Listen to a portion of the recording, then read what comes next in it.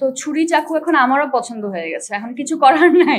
এখন যেই কাজই করি না কেন ছুরি আর চাকু একটু একটু আসবে। এই প্রশ্নটাই এমন যেটার আসলে কোনো উত্তর নেই, মানে খুব ডিফিকাল্ট প্রশ্ন এটা। প্রথম কয়েক বছর আমি যতগুলো কাজই করেছি কোনোটাই আসলে আমি ঠিক মতো পারফর্ম করতে পারি নাই। ওই যদি দুঃখের ফিলটা না থাকে সুখ কিন্তু আপনি এনজয় করতে পারবেন না। অ্যাবসলিউট হ্যাপিনেস বলে কিছু নাই, স্যাডনেসের সাথে হ্যাপিনেস থাকে। আমরা তো ভ্যালেন্টাইন্স ডেটাকে মাথায় রাখি একটা রোমান্টিক একটা মৌসুম, এবং হচ্ছে 7 তারিখ থেকে সম্ভবত শুরু হয়ে যায় rose day, chocolate day, proposal day, অনেক অনেক কিছুই। তো মাথায় আমাদের থাকে যে রোমান্টিক কিছু যদি আসলে পাওয়া যায় তাহলে ওই দিনটাকে ভালো কিছু দেখে হয়তো আমরা সেলিব্রেট করতে পারি। আসলে ওনার সাথে এখন পর্যন্ত অনেকগুলো কাজ হয়েছে, কয়টা কাজ হয়েছে আমার নিজেরও আসলে সেই কাউন্টটা নাই। তো ছুরি চাকু এখন আমারও পছন্দ হয়ে গেছে, এখন কিছু করার নাই।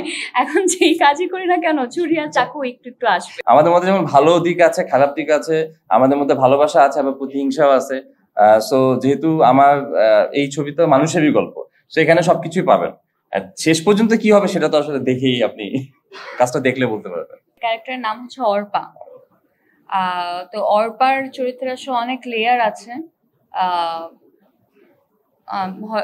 তাকে আপনারা অনেকভাবে আসলে ডিসকভার করবেন, যেটা আমি মনে করি আসলে একটা খুবই নর্মাল, যে কোনো একটা হিউম্যানের মধ্যেই আসলে দেখা যায় কি ফেস টু ফেস তারা হচ্ছে গিয়ে চেঞ্জ হতে থাকে।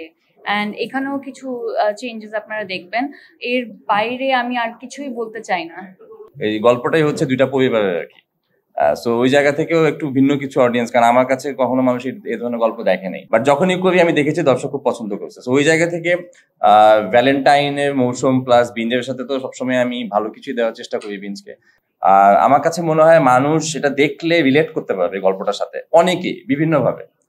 ভালোবাসার গল্প যখন আমরা বলতে যাই তখন আসলে ওটার এন্ডিংটা আমাদের কাছে আসলে অনেকটা প্রিকনসিভ, লাইক হয় মিল হবে কিংবা হবে না, কিংবা একজন মারা যাবে কিংবা দুজনই মারা যাবে, কিংবা তাদের হচ্ছে মিল হবে এবং তারা they will live happily ever after. তো এই কয়েকটা জায়গা থেকে কখনো আমরা আসলে বের হতে পারি না, বা বের হওয়া পসিবলও না। যে কোনো মানুষের পরিণতি আসলে এইভাবেই হয়। না, আমি তো আরো দর্শকের কাছে শুনি আমি মানে রোমান্টিক কাজ বাদ দিয়ে এত বেশি থ্রিলার, সাসপেন্স, মার্ডার মিস্ট্রিতে এইগুলো করতে এত বেশি এনজয় করি যে আমাকে রোমান্টিক চরিত্রে খুব একটা দেখা যাচ্ছে না।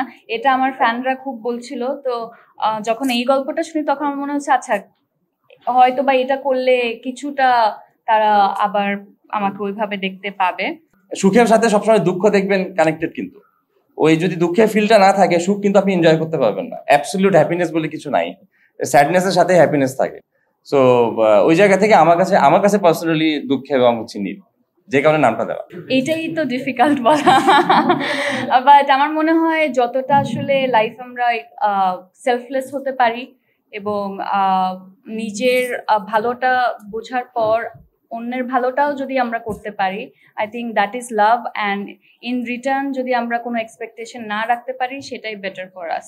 তো হয়তোবা আমি খুব ছোট করেই বলেছি, কিন্তু আমার মনে হয় এই কয়েকটা ব্যাপারই আসলে লাইফে সবচেয়ে বেশি মিনিং রাখে।